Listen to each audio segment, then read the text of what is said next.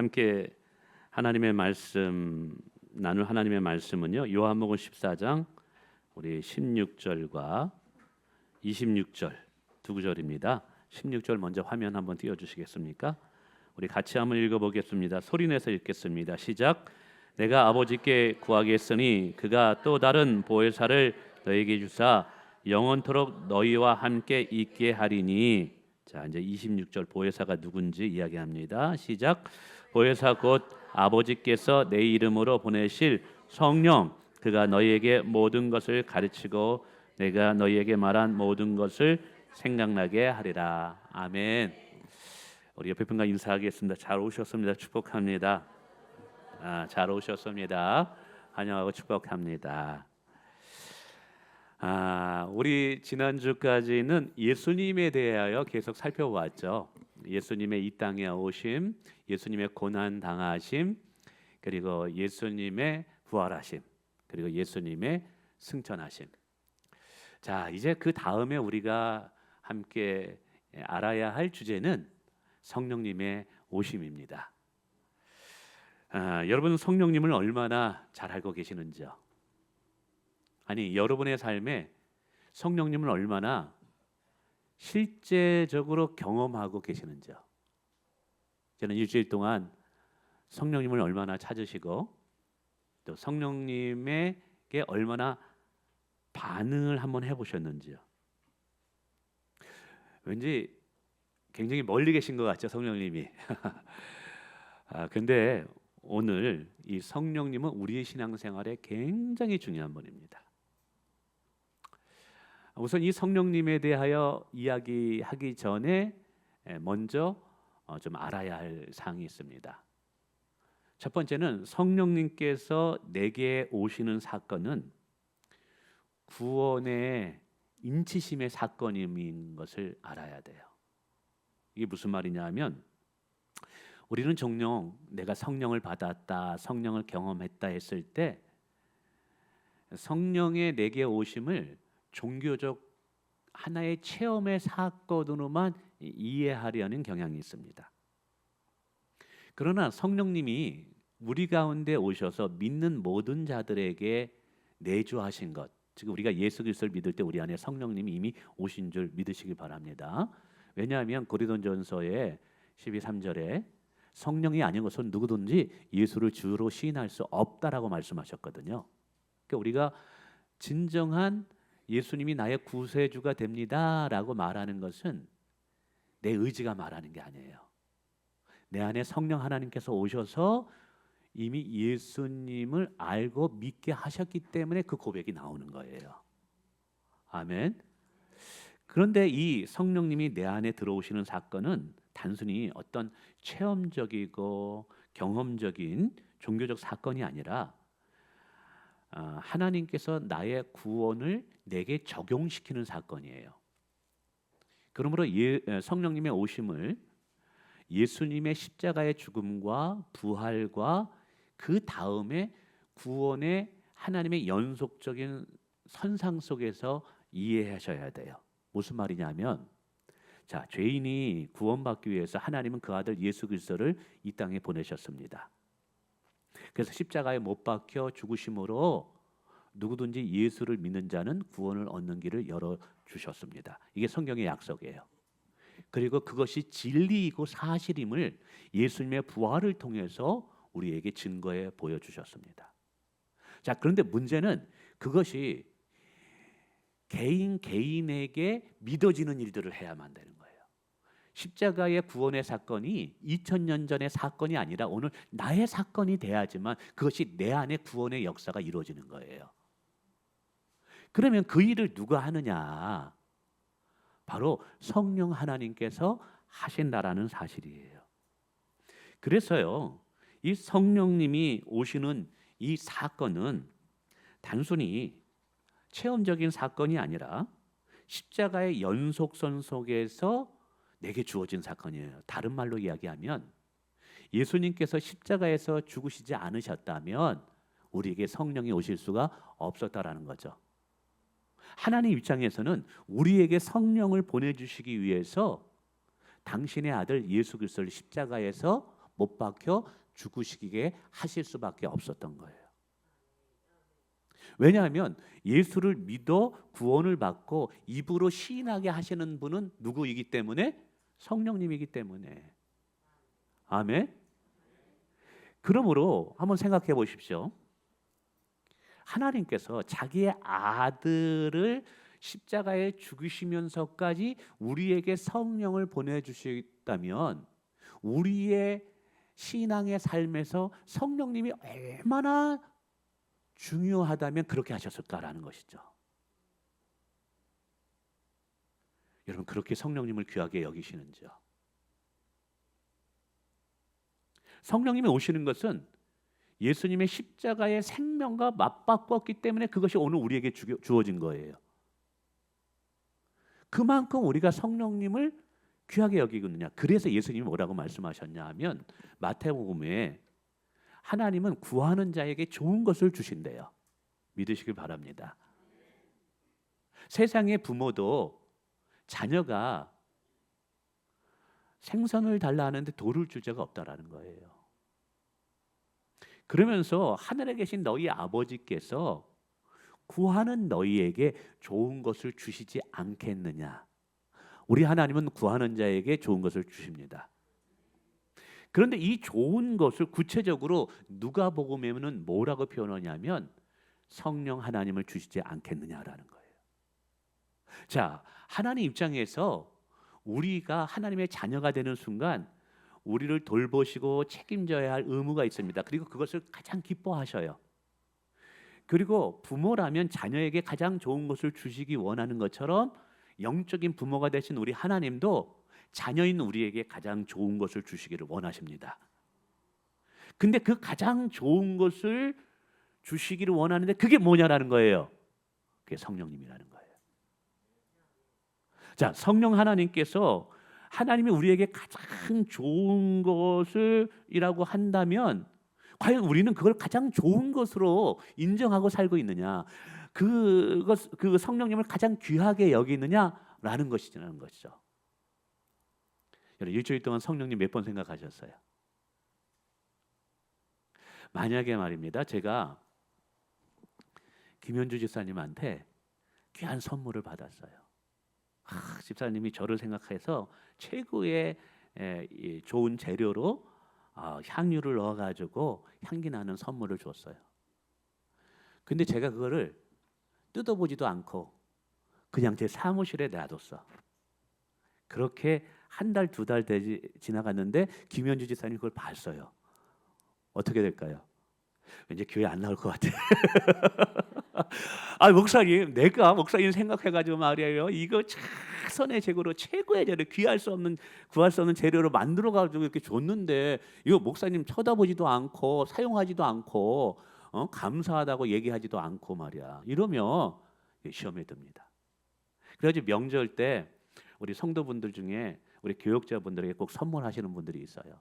뭐 사과를 선물하기도 하고 뭐 참치를 선물하기도 하고 합니다.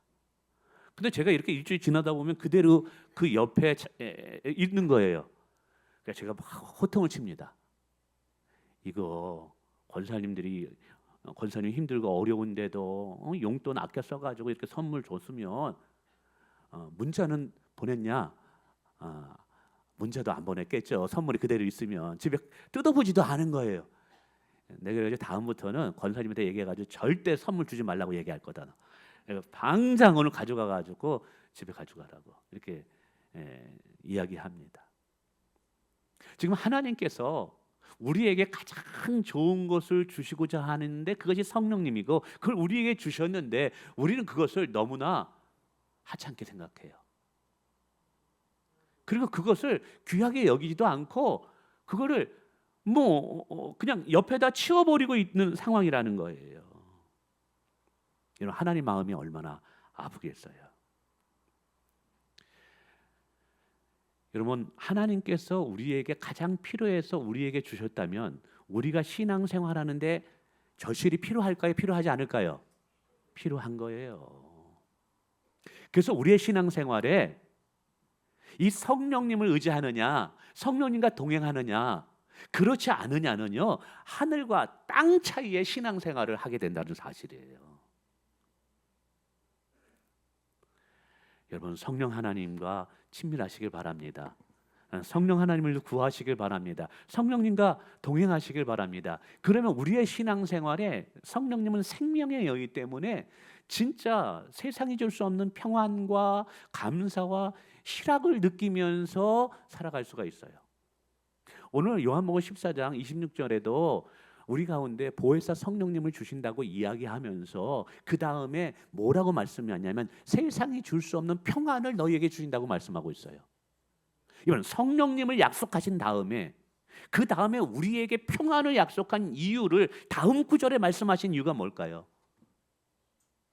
그저 몸만 신앙생활하는 것이 아니라 진짜 생명력 있는 살아있는 신앙생활을 하려면 환경이 어렵고 옥죄우고 사방에 우겨싸임을 당한다 할지라도 그 상황에 내가 얽매이지 않고 내가 자유함을 누리며 평안을 누리며 신앙생활을 살아갈 수 있는 힘이 어디서 오느냐? 성령 하나님부터 온다는 거예요.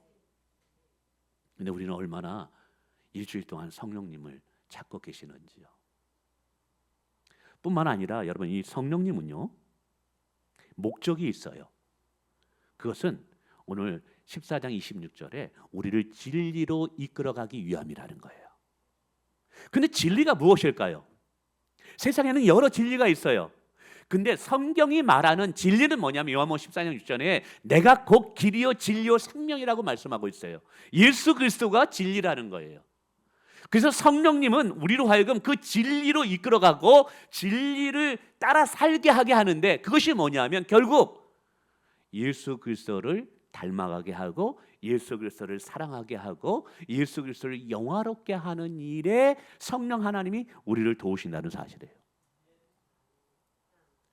그래서 여러분, 우리가 성령의 임재를 경험하고 막 성령의 역사하신다, 성령의 막 그 사람을 붙잡고 쓰신다 그랬을 때 만약에 아무리 기적과 이적을 그 사람이 행한다 할지라도 그 사람이 수천 명을 모이게 한다 할지라도 그 사역 속에 그 자리에 예수 그리스도가 영화롭지 않는다면 그건 성령의 사역이 아니에요.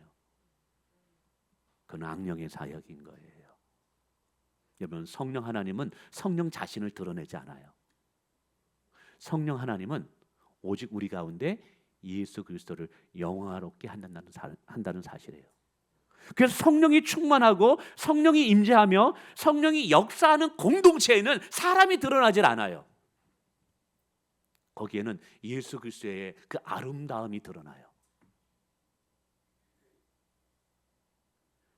사람들로 하여금 예수 그리스도에 집중하게 만드는 것, 그것이 성령의 사역이라는 거예요. 저는 오늘 우리 교회가 성령 충만한 공동체가 되기를 원합니다. 사람이 뭐 많이 모이느냐, 뭐 큰 건물을 가지고 있느냐, 여기에 초점을 맞춘 것이 아니라 아무리 수많은 사람이 모인다 할지라도 그 교회 가운데 막 사람들이 막 목사님에게 막 박수를 치고 어느 훌륭한 누군가에게 집중하고 사람을 칭찬하고 그리고 내가 드러나고, 여러분 거기에는 성령이 하시는 일이 아닌 거예요. 오직 성령이 하시는 일은 예수 그리스도를 영화롭게 한다는 사실입니다. 예수 그리스도가 주인 되는 일들이 일어난다는 사실입니다. 할렐루야. 이렇게 성령님은 우리를 도우신다는 사실이죠. 그래서 성령께서 오늘 뭐라고 그 이름이 칭함을 받았냐면 보혜사라고 이야기받았어요. 이 보혜사라는 뜻이 뭐냐면 돕는 자, 내 옆에서 나를 격려하는 자라는 거예요. 근데 여기서 기억할 것은 이 보혜사는 나를 돕는 자이지 나를 대신하는 자는 아니라는 사실을 기억하셔야 돼요. 종종 어떤 분들은 신앙생활을 이렇게 생각합니다. 뭐 하나님이 다 아시니까 다 알아서 해주세요 라고 말합니다. 하나님이 다 아시는데 왜 그러시냐라는 거예요. 근데 성령님은 그게 아니라 우리를 대신하는 분이 아니라 뭐라는 거예요? 우리를 돕는 자라는 거예요. 그러므로 신앙생활의 주체는 내가 돼야 돼요. 일단은 무슨 말이냐? 내가 기도해야지 성령님의 도우심을 경험할 수 있어요. 내가 순종해야지 하나님의 기적을 경험할 수 있는 거예요. 내가 전도해야지 영혼을 구원하는 일들이 일어나는 거예요. 그래서 어떤 분은 그래요. 하나님 보여주면 믿겠대요. 하나님이 한 번만, 진짜 꿈속에서 나타나든지 뭘 하든지 한 번만 하나님이 보여주면 내가 믿겠다는, 그 전까지는 나 꼼짝도 안 하겠다라는 거예요. 근데 성경을 잘 모르는 거예요. 오히려 이렇게 말합니다. 먼저 행해보라. 먼저 순종해보라. 그러면 너를 돕는 하나님을 경험하게 될 것이다 라는 거예요. 그러므로 여러분, 하나님께서 우리가 말씀을 볼 때 어떤 감동이 듣거나 기도할 때 어떤 깨달음이 들 때 그게 찰나의 순간에 올 수 있어요. 저도 기도하다 큐티하다 보면 순간적으로 찰나의 순간에 하나님께서 내게 뭔가 말씀하시는 순간을 있을 때가 있습니다. 그러면 여러분, 이해되지 않아도 해보세요. 시도해보세요. 그러면 그때 나를 도우시는 하나님을 경험하게 됩니다. 예를 들면 기도할 수 있는 형편이 안 돼요. 기도하고 싶지도 않아요. 그런데 순간적으로 하나님께서 너 그래도 기도해야 돼 라는 감동이 있다면 해보세요. 그러면 순종할 때 비로소 나를 돕는 하나님을 경험한다니까요. 기도할 수 있는 능력을 주시고 기도할 수 있는 감동을 주시고 무엇을 기도했는지 깨닫게 하신다는 사실이에요. 하나님, 나 순종하고 싶지 않아요. 그러나 일단 하나님께서 말씀하시면 순종해 보세요. 이해는 할 수 없지만 용서하라면 용서해 보세요. 누군가를 섬기라고 하면 섬겨 보세요. 누군가에게 베풀라고 하면 베풀어 보세요. 왜 그런 생각이 드는지 이해하지 지금 몰라요. 그러나 해보면 성령 하나님이 왜 그런지 알게 하신다는 사실이에요. 여러분, 성령 하나님을 경험하기를 원하십니까? 경험한 다음에 움직이는 게 아니에요. 움직여 보십시오. 순종해 보십시오. 그럼 하나님이 일하시는 것을 경험하게 됩니다. 그렇게 하나님이 우리를 도와주는 거예요. 그래서 아무 일도 안 하잖아요. 아무 일도 일어나지 않습니다. 아무것도 안 믿잖아요. 아무 일도 일어나지 않습니다. 그러나 믿고 시작하면 도우시는 하나님의 손길을 경험하게 돼요. 왜 그런 줄 아세요? 성령님은 우리를 대신하는 분이 아니라 우리를 돕는 분이기 때문에 그런 줄 믿습니다. 그러면 구체적으로 무슨 일을, 우리를 어떻게, 어떤 상황 속에서 어떠한 일들을 도와주시느냐라는 것이죠. 세 가지로 간단히 말씀을 드리는데, 첫 번째는 예수님을 알고 예수님을 믿고 예수님을 사랑하도록 도와준다는 사실을 기억하시길 바랍니다. 첫 번째가 뭐라고요? 예수님을 알고, 두 번째가 예수님을 믿고, 세 번째가 예수님을 사랑하도록. 이 역할을 도와주시는 분이 성령님이라는 거예요. 근데 예수님을 아는 것이 왜 중요하냐면, 성경은 우리의 영생이 예수님을 아는 것에서부터 시작이 된다라는 거예요. 여러분, 내가 예수님을 믿고 싶다고 믿어지는 줄 아세요? 성경 그렇지 않아요. 성령님께서 우리 가운데 믿을 수 있는 마음과 믿을 수 있는 영의 눈을 열어주셔야지만 이게 믿게 된다는 사실이에요. 근데 여러분, 이게 이 예수님을 아는 것은요, 구원의 문제와 영생의 문제예요. 하나님 앞에, 하나님, 저 정말 하나님 알고 싶어요. 정말 예수님을 통해서 내가 구원이 무엇인지를 알고 싶어요. 겸손한 마음으로 하나님 앞에 아뢰잖아요. 성령님이 도와주십니다.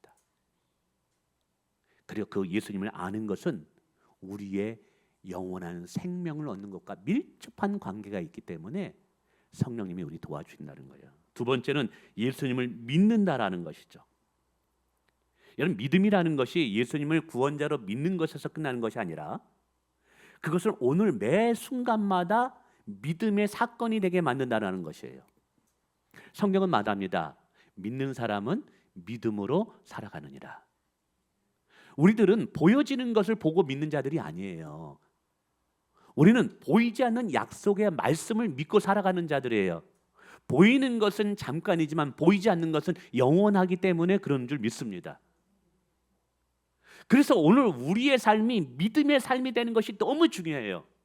믿음이 있고 없느냐에 따라 우리가 위기나 어려운 환경을 만났을 때 우리의 마음의 태도와 우리의 삶의 질이 다르다라는 사실이에요. 믿음이 없는 사람은 두려움에 빠질 수밖에 없어요. 염려와 극심 속에서 정말 이게 좌절할 수밖에 없는 거예요. 그러나 하나님이 보이지 않지만 약속하신 그 말씀을 믿을 때 우리는 여호와를 의지하여 우리 앞에 있는 담을 넘어서는 자들이 된다라는 사실이에요. 그 믿음으로 인해서 우리는 견고하고 흔들리지 않는 담대한 삶을 살아갈 수 있는 능력을 얻게 돼요. 그래서 우리 성도들에게 있어서 믿음은 너무나 중요한 거예요. 믿음은 바라는 것들을 실상에 보지 못한 것들의 증거라고 말합니다. 믿음이 있는 사람은 믿음으로 역사하시는 하나님을 반드시 보게 됩니다. 할렐루야. 네. 근데 그 믿음을 갖게 성령님이 도와주셔요. 하나님, 어려운 환경이에요. 너무나 힘든 절벽과 같은 상황 속에 놓여 있어요. 성령님, 제게 믿음을 더하여 주시옵소서. 저는 목회할 때마다 제게 믿음을 더하여 달라고 기도합니다. 성령 하나님, 제게 믿음을 더하여 주시옵소서. 왜요? 믿음이 있는 자는 하나님의 일하심을 반드시 보게 되기 때문에 그래요. 여러분, 하나님께 믿음을 달라고 기도할 때 성령님께서 여러분에게 믿음을 더하여 주셔서 여러분 감당할 수 없는 일까지 감당하는 자로 세워주십니다. 뿐만 아니라 하나님, 예수님을 사랑하도록 성령님이 도우셔요. 예수님을 사랑하는 것은 우리 신앙생활의 가장 본질이고 너무 중요해요. 지난주에도 말씀드렸습니다. 우리의 신앙생활을 예수님을 믿는 것으로 시작해서 예수님을 사랑하는 것으로 끝나야 된다. 단순히 예수님을 믿는 것에서 끝나면 안 된다. 사랑하는 것으로까지 나아가야 된다고 말씀하셨습니다. 왜 그러냐면 예수님을 사랑할 때 진짜 신앙생활의 맛을 느낄 수 있거든요. 예수님을 사랑할 때 예수님이 주시는 그 풍성한 그 동행함의 은혜들을 경험할 수 있거든요. 여러분, 이것은 예수님을 사랑하는 자들만이 경험하는 거예요. 그래서 성경은 약속하는 것이 있어요. 우리가 진심으로 예수님을 사랑하게 되면 예수님이 우리를 사랑하시는 것을 경험하게 된다는 사실이죠. 여러분, 이것을 돕는 분이 누구시냐? 성령 하나님이에요. 저는 여러분이 예수님을 진심으로 사랑하는 분들이 되기를 원합니다. 그래서 우리가 봉사하고 사역하는 것이 예수님을 사랑하기 때문에 되기를 원합니다. 할렐루야. 두 번째는 예수님의 성품과 인격을 닮아가도록 우리를 도우셔요. 우리가요, 예수님을 믿고 받아들일 때 우리 안에 성령님이 오십니다. 근데 성령님이 오실 때 우리 안에 두 가지의 열망과 소원이 생겨요. 그 하나가 뭐냐면 예수님을 닮아가고 싶은, 예수님의 인격과 성품을 따라가고 싶은 열망이 생겨요. 그래서 그 찬양을 좋아합니다. 베드로처럼, 바울처럼 그렇게 나눠주고 베풀고 용서하고 사랑하는 삶을 살고자 하는 마음이 우리 가운데 일어납니다. 이것이 성령 하나님께서 우리 가운데 주시는 마음의 감동이에요. 내가 조금 있으면 그걸 좀 나눠주고 싶은. 그런데 우리 안에 죄성이 늘 나로 하여금 욕심을 따라 살게 하고 사랑하고 싶고 용서하고 싶은데 내 안에 미움과 분노가 그걸 그렇게 못해요. 예수님을 닮아가시고 싶은데 그게 잘 안 되는 거예요. 그때 우리는 하나님께 도움을 구하는 거예요. 하나님, 저 정말 변화되고 싶어요. 저 정말 예수님의 인격과 성품이 내 안에 있고 싶어요. 그래서 저도 예수님처럼 그렇게 살아가고 싶어요. 근데 그렇게 하지 못하는 나에 대해서 안타까울 때, 우리가 기도할 때 누가 도우시느냐? 성령 하나님이 도우시는 줄 믿습니다. 그래서 성령님이 충만하게 될 때, 성령님이 우리 안에 충만히 거하게 될 때 어떤 일이 일어나냐면 용서할 수 없는 사람을 용서하는 능력이 생겨요. 미워하고 분노하는 것들을 예수의 사랑으로 화목하고 품을 수 있는 능력이 우리 가운데 생긴다라는 거예요. 그러면서 점점 우리 안에 무엇이 생기냐면 예수님의 성품과 예수님의 인격을 닮아가는 아름답고 고상한 우리의 삶의 변화가 일어난다는 거예요. 여러분, 우리가 그냥 교회만 다닌다고 해서 그리스도인이 아니에요. 무늬만 그리스도인, 땅만 받고 가는 그리스도인, 그게 진짜 그리스도인이 아닌 것이죠. 참된 그리스도인은 우리의 삶으로 증명해내야 되는 거예요. 우리의 인격과 우리의 성품이 예수의 모습이 드러나야 되는 거예요. 근데 이것이 어떻게 가능하느냐? 우리 힘으로는 안 돼요. 성령님의 도우심으로만 가능합니다. 그래서 우리의 삶에서 성령님을 의지하지 않잖아요. 성령님과 동행하지 않잖아요. 그러면 여전히 교회는 다니는데, 목사님 설교를 통해서 은혜를 받았다고 이야기하는데, 막상 사람 만나면 여전히 미워하게 되고, 여전히 분노하게 되고, 사람을 대할 때 여전히 거칠고, 그렇게 돼요. 왜 그럴까요? 성령에 따라 행하지 않기 때문에 그런 거예요. 성령 하나님이 우리의 삶의 주인이 되지 않기 때문에 그런 거예요. 마지막 세 번째는요, 예수님의 뜻을 이루도록 우리를 도우셔요. 저도 예수님을 처음 믿고 나서 제 안에 참 일어난 변화는, 내가 주님의 기쁨이 되었으면 좋겠다, 내가 하나님 앞에 쓰임 받았으면 좋겠다, 하나님을 영화롭게 했으면 좋겠다라는 그 열망이 굉장히 생깁니다. 목회를 하는 것도 그렇고 이 사역을 하는 것도. 근데 그 일을 위해서 헌신하고 그 일을 위해서 사역하다 보면 뭘 느끼냐면 나의 한계를 느껴요. 내 힘으로는 사람을 못 변화시키네. 내 리더십 가지고는, 내 능력 가지고는 교회를 못 이끌어 가겠구나. 열심히 사역하고 열심히 일하는데 나의 한계만, 나의 절망만 느낄 뿐인 거예요. 그래서 탄식하죠. 하나님, 정말 저는 하나님을 기쁘시게 하고 싶어요. 제 삶이 하나님 앞에 존귀하게 쓰임받고 싶은데 하나님, 내 한계는 여기까지만인가 봐요. 그러나 성령을 받은 사람은 거기서 좌절하지 않아요. 그래서 또 다른 방법을 찾게 돼요. 하나님, 그러면 어떻게 해야 됩니까? 그래서 하나님의 대안이 뭐냐? 내 힘으로 사역하지 말고, 내 능력으로 목회하지 말고 성령님으로 사역하고 목회하라는 거예요. 그래서 저는 기도할 때도 지금 가장 민감하게 초점을 맞추는 것이 사실은 성령 하나님이십니다. 성령 하나님, 저의 지혜가 되어주세요. 성령 하나님, 저의 능력이 되어주세요. 성령 하나님, 저의 권능이 되어주세요. 성령이 우리 가운데 임하게 될 때, 성령의 도우심으로 행하게 될 때, 여러분, 우리가 할 수 없는 그 이상의 사역들을 하나님이 하시는 것을 보게 되는 줄 믿습니다. 저는 우리 교회 사역이, 그리고 제가 하는 이 사역이, 그리고 목자들과 교사들 하는 사역이 여러분의 힘과 여러분의 능력으로 하지 마시고 성령의 도우심을 받아 성령을 따라 행하기를 원합니다. 그럴 때 우리 가운데 내가 할 수 없는 그 이상의 일들을 하나님이 하시는 것을 보게 될 수 있다라는 사실이에요. 그런데 이렇게 성령의 도우심을 받으려면 반드시 여러분이 행해야 할 몇 가지 결단이 있습니다. 첫째는 죄를 멀리하셔야 돼요. 뭐를 멀리하라고요? 죄를 멀리해야 된다. 왜냐하면 성령은 거룩한 영이에요. 그래서 깨끗한 곳에서 그분은 마음껏 일하시는 분이에요. 여러분, 죄를 져보세요. 죄와 친구가 되어보세요. 세상의 술 취함과 방탕한 것을 즐기면서 살아가 보세요. 성령의 음성 못 들어요. 성령이 말씀하시는 것에 대하여 둔감해져요. 왜 우리가 기도와 말씀과 이 경건의 훈련을 연습하라고 이야기하느냐? 그렇게 나 자신을 기도와 말씀으로 거룩한 삶을 살아갈 때 우리는 성령 하나님께 민감할 수 있고, 성령 하나님이 내게 음성 들으시는 것을 쉽게 포착할 수 있기 때문에 그런 거예요. 여러분, 성령님은 거룩한 영이기 때문에 죄가 있는 곳에서 역사할 수가 없어요. 성령의 힘으로 하나님의 일들을 하기를 원한다면 여러분, 우리는 죄를 멀리해야 돼요. 두 번째는 늘 성령님께 여쭈어 보는 습관을 가져야 돼요. 성령님, 뭘 원하십니까? 성령님, 내가 무슨 말을 해야 됩니까? 저는 당회를 하거나 이렇게 제자 훈련을 할 때도 이야기를 합니다. 앞에 있는 지체와 주고받습니다. 할 때도 항상 한쪽에는 성령 하나님, 제가 이 시점에서 내가 무슨 말을 해야 됩니까? 성령 하나님, 이 상황 속에서 이 형제에게 무슨 이야기를 해줘야 됩니까?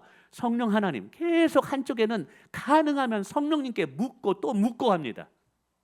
한쪽 귀는 사람의 이야기를 들으려고 하고 한쪽 귀는 동시에 성령께서 뭐라고 말씀하는 거에 초점을 놓습니다. 그래서 모든 일을 할 때 하나님이 뭘 원하시죠? 지금 이 시점에서 성령님께서 원하는 게 무엇이죠?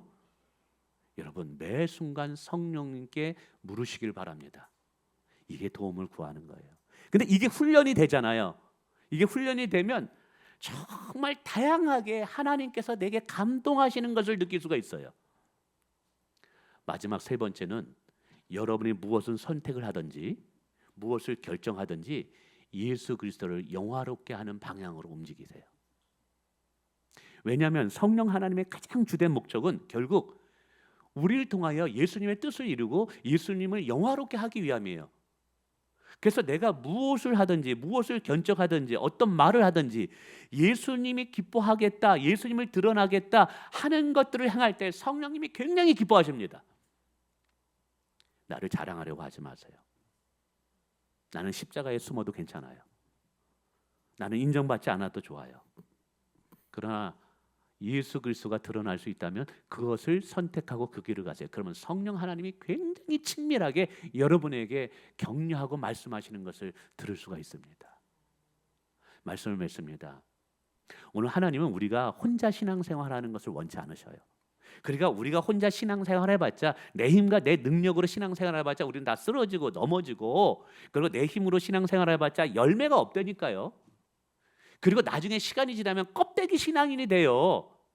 겉에서는 막 두 손 들고 하나님 찬양하지만 속에는 빈 마음과 같아요. 공허함이 있고 평안함도 잃어버리고 여전히 세상 사람과 똑같이 염려와 근심만 가지고 있는 거예요. 열매가 없는 거예요. 진짜 감격과 기쁨이 무엇인지 모르고 신앙생활하는 거예요. 왜 그럴까요? 왜 그 껍데기 신앙생활을 할까요? 진짜 예수님이 우리에게 보내주고자 하는 성령님을 우리가 모르기 때문에 그런 거예요. 그래서 오늘 우리가 진짜 살아있는 신앙생활, 맛보고 즐기고 기뻐할 수 있는 신앙생활을 하기 위해서 성령님을 보내주셨습니다. 여러분 그분을 환영하시고 사랑하시고 동행하시기를 주님의 이름으로 축원을 드립니다.